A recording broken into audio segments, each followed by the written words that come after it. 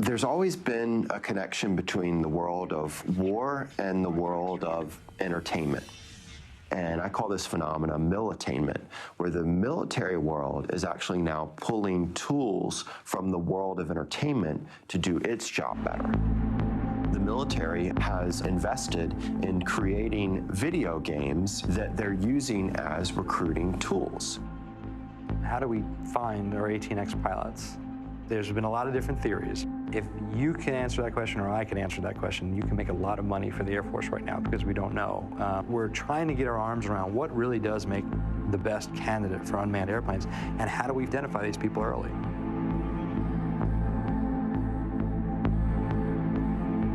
Video gamers do have a skill set that is very important and actually enhances the skill set of drone operators. So when I talk to people about this, I say, we don't need Top Gun pilots anymore. We need Revenge of the Nerds. We're also joined by Tonya Hession-Shea, the director of the film of Drone. Tonya, welcome to Democracy Now! Could you talk about this whole issue of the recruitment of gamers by the military? Yeah, the gamers have been incredibly important for the U.S. military, and they have been targeting gamers in their recruiting strategies for the last decade. And this has been very successful, and it is now also spreading around the world. It is done in Germany and in Sweden and also in Norway. You know, gamers, their brains are pretty much wired to handle the challenges of modern warfare. And you know, their eye-thumb coordination, their multitasking, their team fighting, the target shooting, they are basically perfect for the drone war. And the relationship between the military and the entertainment industry, I think it's very, very important to, you know, take a close look at here. Our children are basically growing up playing real war scenarios from a very young age, and this gamified, you know, strange perception of war has a big impact on them. To them, war is made to look fun, killing is made to look cool, and it really shapes them. And I think this militainment has a huge cost. And working with the drone operators too, just seeing, you know, how the gaming attitude maybe is, you know, bleeding into how the drone program is operating, has been very disturbing to me.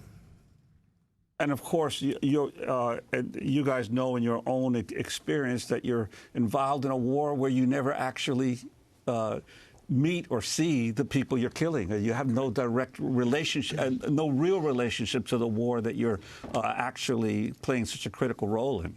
I'm wondering what your thoughts on that. Well, I think that one of the big things that we should address is, like, there's a lot of gamers that have been offended by stuff that we've talked about, and there's a lot of gamers that are offended by, you know, talking about the correlation between violence and video games, and there's a lot of studies that are out there that say that only certain video games cause certain aspects of this violence.